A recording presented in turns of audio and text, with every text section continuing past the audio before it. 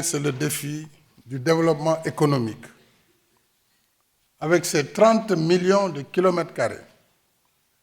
30 millions de kilomètres carrés, son poids démographique, nous sommes à 1,4 milliard aujourd'hui d'habitants, projeté à 2,5 milliards d'habitants en 2050, c'est-à-dire exactement dans 25 ans. Mais également avec ses ressources minières diversifiées, ses ressources hydriques, les fleuves, que ce soit le fleuve Congo, le Nil et tous les fleuves africains, le fleuve Sénégal, le fleuve Gambie, etc., le Zambèze, ces ressources énergétiques, pétrole, gaz, charbon, ces minéraux critiques et minéraux rares, ces terres arables qui font plus de 60 à 65% des terres arables du monde, aujourd'hui non exploitées. Avec ces richesses, l'Afrique dispose du potentiel nécessaire pour soutenir ses efforts de développement et contribuer à la croissance mondiale.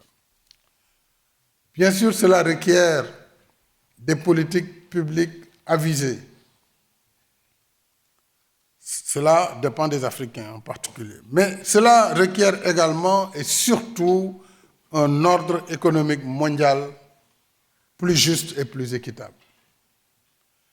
La dynamique de développement est freinée en général quand l'impôt n'est pas payé là où la richesse est produite. Vous venez dans un espace, vous extrayez les ressources du sous-sol, vous transférez ces ressources, vous les transformez ailleurs, vous créez ailleurs la richesse, la valeur ajoutée, les emplois. Et vous laissez quoi là où viennent ces ressources? Des trous béants et de la pauvreté. Et c'est ça aussi qui peut avoir un lien avec la migration à terme. La réforme de la fiscalité internationale est un autre problème qui nous préoccupe. Nous l'avons dit, la dynamique, elle est freinée donc de développement par l'impôt qui n'est pas payé là où la richesse est créée, ou alors à cause des congés fiscaux qu'on appelle holiday tax, qui sont des congés fiscaux abusifs et qui ont été conçus et mis dans les législations dans tous ces pays qui encadrent l'exploitation des ressources minières et pétrolières en général. L'autre problème que nous avons en Afrique, c'est la question de la notation des agences d'évaluation, les Credit Rating Agencies. Ces critères de notation, avec les méthodologies qui sont d'ailleurs de plus en plus contestées, parce qu'en Afrique, la perception du risque, en réalité, est souvent supérieure au risque lui-même sur l'investissement. Je le dis souvent, les pays africains, malgré toute cette situation, remboursent leurs dettes. Malgré le fait que les taux sont usuriers, ils sont extrêmement élevés, les durées de remboursement faibles, mais malgré tout, ils payent. Donc pourquoi il y a un risque? Et cette perception de risque et cette notation renchérit le taux du crédit parce que cela exige des primes d'assurance qui viennent en plus s'ajouter au taux d'intérêt déjà très élevé. Voilà vraiment le mécanisme par lequel l'Afrique a eu un fardeau sur la dette et la dette s'accumule de façon tout à fait accélérée. Mon point de vue est qu'il est temps de refonder la coopération internationale sur les paradigmes réinventés, à savoir la réforme de la fiscalité internationale. Le G20 a fait des efforts, mais bon, depuis que cela a été dit, finalement, il n'y a pas eu de progrès. On avait dit qu'on allait imposer une fiscalité mondiale au moins de 15% sur toutes les activités, et quels que soient les pays, que ce soit pour les géants du numérique ou pour les compagnies pétrolières ou gazières, etc. Si nous, Afrique, on avait ces 15% d'impôts par rapport à tout ce qui est exploité, déjà, ce montant dépasserait très largement l'aide publique au développement. Donc, on n'a pas besoin, en réalité, d'être aidé.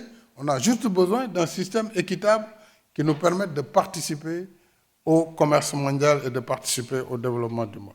Le deuxième critère qui me paraît être essentiel dans ce paradigme à réinventer, c'est la question de l'assouplissement des règles de l'OCDE. Je l'ai plaidé plusieurs fois quand j'étais en fonction. J'ai été reçu à l'OCDE. Je salue le travail qui a été fait par le Centre de développement de l'OCDE. Mais les règles sont assez rigides sur le crédit export. Quand vous parlez aux uns et aux autres, ils vous disent non, ce n'est pas notre structure, etc., etc. Mais nous disons quoi? Si les pays arrivaient à obtenir des durées de crédit plus longues, je prends l'exemple du Sénégal où nous avions eu le financement d'une centrale hydroélectrique, donc de l'énergie renouvelable, propre. Mais nous n'avions pas pu trouver un financement supérieur à 10 ans, avec 2 ans de grâce, pour une centrale hydroélectrique qui a une durée de vie de 100 ans. Voilà les problèmes concrets. Comment faire pour que les crédits export soient bonifiés par des crédits concessionnels de façon à avoir peut-être une ligne de crédit sur 20 ans, 25 ans pour une infrastructure qui va durer 100 ans. Et souvent, le débat avec la Chine, c'est un débat qu'il faut poser. Souvent, on dit, oui, les Chinois en Afrique. Mais eux, ils viennent avec des schémas de financement sur 25 ans. C'est tout ce que les Africains demandent aux Européens, aux Américains, aux autres. Travaillons ensemble pour trouver des facilités, comme ce fut le cas pour l'Europe après la guerre. Avoir des financements sur 50 ans pour bâtir l'infrastructure de développement européen, les chemins de fer, les ponts, les centrales nucléaires, etc. Voilà la question qui se pose pour l'Afrique. Ce n'est pas une question d'aide ni de quoi que ce soit, sinon c'est une question d'équité et donc de réforme de l'architecture financière internationale. À mon sens, l'Afrique d'aujourd'hui, comme je l'ai dit, a besoin plus de règles justes et de partenariats équitables que d'une aide publique au développement, de toute façon aux ressources limitées aujourd'hui et aux mécanismes peu efficaces. À titre d'exemple, rien que pour les infrastructures, la Banque africaine de développement, je salue la participation de l'Allemagne dans le Fonds africain de développement. L'Allemagne est un partenaire de la BAD, je salue cela, et je souhaite que tous les autres partenaires puissent continuer à soutenir cette banque de développement qui a au moins une notation AAA, c'est plutôt rare en Afrique, et qui fait un travail remarquable en matière de financement du développement. Et donc, la BAD nous dit, rien que sur l'infrastructure, les besoins annuels se situent entre 130 et 170 milliards de dollars pour l'Afrique. Donc, vous voyez bien que ce n'est pas avec l'aide qu'on va développer ce vaste territoire avec une population jeune, dynamique et très nombreuse. Certes, il faut aussi reconnaître à leur juste valeur les efforts et les acquis qui ont été réalisés dans le cadre des partenariats traditionnels. Moi, je ne récuse pas ce qui a été fait et qui est positif. Je le salue et je dis simplement qu'il nous faut aller au-delà. Du travail a été fait par le partenariat entre l'Europe, l'Afrique, sur le plan international. Et en même temps, l'Afrique continuera de s'ouvrir à de nouveaux partenariats. Parce que nous sommes dans la mondialisation, sauf si nous y renonçons. Et l'Afrique doit pouvoir donc s'ouvrir sans exclusivité. C'est-à-dire, on ne peut pas nous dire, vous ne vous ouvrez qu'à nous, pas à d'autres. Donc, nous ne pouvons pas non plus faire de l'exclusion. Nous devons, et nous sommes assez majeurs pour voir ce qui nous arrange, ce qui est de notre intérêt ou pas. Nous sommes en mesure de l'apprécier. Et donc, je crois qu'il faut vraiment réinventer le multilatéralisme inclusif pour l'intérêt de tout le monde. Et c'est par rapport à tout cela que nous avons mis en place, que l'Union africaine a mis en place la zone de libre-échange continentale, un des marchés communs les plus importants au monde, qu'on appelle la ZLECAf, et qui va contribuer à instaurer une nouvelle doctrine de coopération qui sera fondée sur une éthique de valeurs partagées, mais également de solutions concertées et d'intérêts mutuellement bénéfiques, mais sans conditionnalité idéologique ou socio-culturelle. Là aussi, c'est l'autre combat de l'Afrique. Il faut toujours nous imposer une idéologie ou une manière d'être. ou de se comporter.